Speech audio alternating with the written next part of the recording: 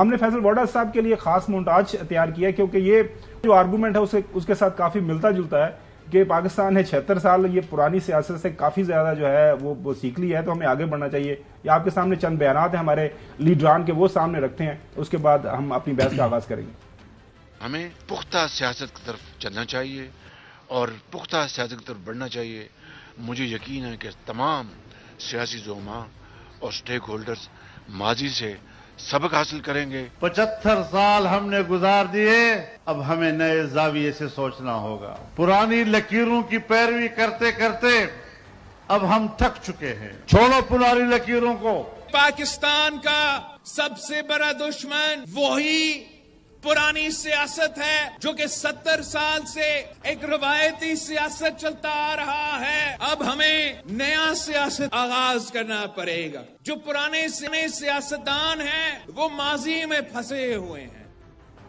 چلیں، فیصل واڈا صاحب، چودھری غلام حسین صاحب لاہور میں موجود ہیں، آپ کے چاہنے والے ہیں، ان کو بھی پروگرام میں شامل کرتے ہیں۔ چودھری صاحب بہت شکریہ۔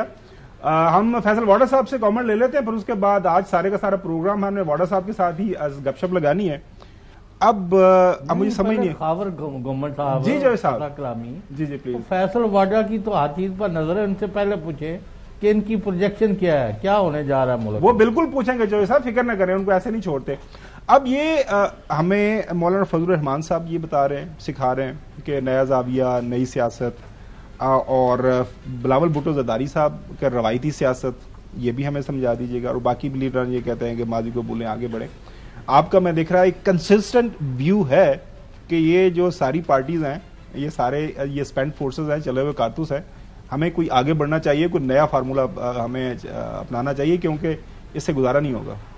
گھومن صاحب دیکھیں، سب سے پہلے تو یہ کہ ہمیں بیک گراؤنڈ میں دیکھنا بڑا ضروری ہے، ٹھیک ہے جی۔ سب سے پہلے تو آپ نے تو بڑا اچھا اس کو سم اپ کر دیا پولائٹ وے میں، بٹ میں کہتا ہوں یہ سارے کے سارے 18 پولیٹیکل جمہوری پارٹیوں کے ایکسپائرڈ، تھکے ہوئے، بے ایمان، ملک کو تباہ کرنے والے لیڈرز ہیں، انکلوڈنگ پی ٹی آئی، نون اور پیپلز پارٹی اور دیٹ میٹر، ساری جتنی بھی اٹھر پٹھر پارٹی ہیں، کیونکہ انہوں نے کچھ دیا تو ہے نہیں۔ اب پرابلم ہماری کیا ہے کہ سب سے پہلے ہمیں یہاں سے کرنا ہے کہ جو سلیکٹڈ لاڈلا ہم ملک میں لاتے ہیں، اور ہفتے ضرورت اور وقت ضرورت، وقت حال، ہم کس کو لاتے ہیں، کیسے لاتے ہیں، اور ہم کون اس کا ذمہ دار ہے، وہ ہمارا ذمہ دار ہے ہمارا عدالتی نظام پاکستان کا۔ آپ شروع کرتے ہیں کہ صادق امین کا سرٹیفکیٹ دیا اسی عدالتی نظام نے عمران خان صاحب کو، پھر آدھی رات کو کورٹس نے کھلی، گن پٹی پہ بندوق رکھی، 12 بجے کا ٹائم لائن دیا اور کہا نو ووٹ آف کانفیڈنس کراؤ، پریشرائز کیا اور پریزن وین کی، پھر سمپتی کے لیے واپس ٹرن اراؤنڈ ہوئی عمران خان صاحب کی طرف، نواز شریف صاحب کو اوور دا کاؤنٹر میں پیسے نہ لینے پہ نااہل کیا، پھر ان کو جیل میں کہا کہ 50 روپے کے سٹیمپ پیپر پہ گارنٹی دو جو اللہ میاں کر سکتے ہیں، ٹھیک ہے، کہ زندگی موت کا فیصلہ وہ کہہ رہے ہیں آپ بتائیں، آپ ذمہ دار ہوں گے، ان کو پھر اس 50 روپے سٹیمپ پیپر پہ نکال دیتے ہیں، اجازت دیتے ہیں۔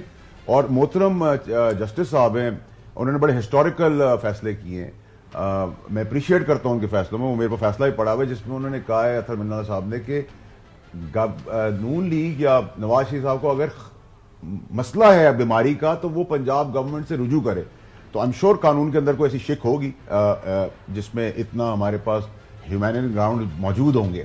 پھر آپ 50 روپے کے اسٹیمپ پیپر اس ملک سے باہر بھیج دیتے، پھر 4 سال مفروض رہتے، کوئی سومو موٹوس، کوئی نوٹس، کوئی لیگل ٹرم نہیں ہوتی کہ ان کو واپس لایا جائے، وہ مفروری گزارتے ہیں، اس کے بعد پھر وہ آنے کی کرتے ہیں۔ جب آنے کی کرتے ہیں تو جو میں نے سارے پروگرامز دیکھے، میں لائر تو نہیں، لیکن انہوں نے کہا یہ پاسبل نہیں ہے کہ وہ جیل جائے بغیر ہو، لیکن قانون میں شک ہو سکتی ہے، کیونکہ ہمارے وہاں قانون تو جو زبان سے نکل گیا وہ قانون بن گیا ہے، ٹھیک ہے، وہ ہفتے ضرورت اپنی مرضی جس کی جو ہے وہ کر سکتا ہے، تو ان کو بیل دے دی۔ تو بیل دینے کے بعد جب آ گئے تو پھر آپ گلا کس سے کر رہے ہیں؟ اب آپ ہوا جو چل رہی ہے وہ ڈائریکشن تو عدالتی نظام ہمارا بتاتا ہے کہ اب یہ کالا تھا، یہ سفید ہو گیا ہے، اب اس کی طرف بیوروکریسی کا بھی منہ مڑ گیا ہے، اس کو سلوٹ لگ رہے ہیں، ان کو کہا ہے good to see you sir, کوئی ایمبیسڈر آ رہا ہے، کوئی پولیس والا آ رہا ہے، کس زاویے کے تحت آ رہا ہے، کیا پوزیشن ہے اس کی، یہ کسی کو ضرورت نہیں، کنوکٹڈ ہیں نہیں ہے، بیل ہو گئی بیوروکریسی کا۔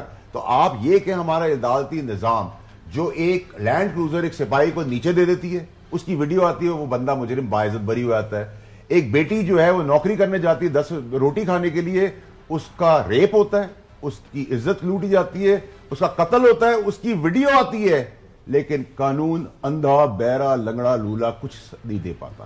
اس کے بعد ایک بچی جج کے گھر میں جاتی ہے کام کرنے, اس کی بیوی اس کا دماغ کا بھیجا پھاڑ کے اس کے کیڑے ڈال دیتی ہے, اس کو اٹھا کے سڑک میں پھینک دیتی ہے, لیکن بیل مل جاتی ہے.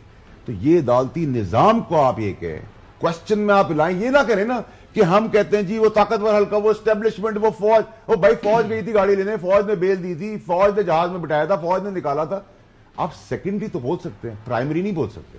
کبھی آپ کسی کو گن پوائنٹ پہ کہتے ہیں یہ کر دو, کبھی کہتے ہیں وہ کر دو, کبھی کہتے ہیں یہ پوری دنیا میں عدالتی نظام کو آپ کہتے ہیں جی ہم خیر مقدم کرتے ہیں, تو خیر مقدم کریں, پھر ماتم نہ کریں, پھر لوگوں کو بلیم نہ کریں.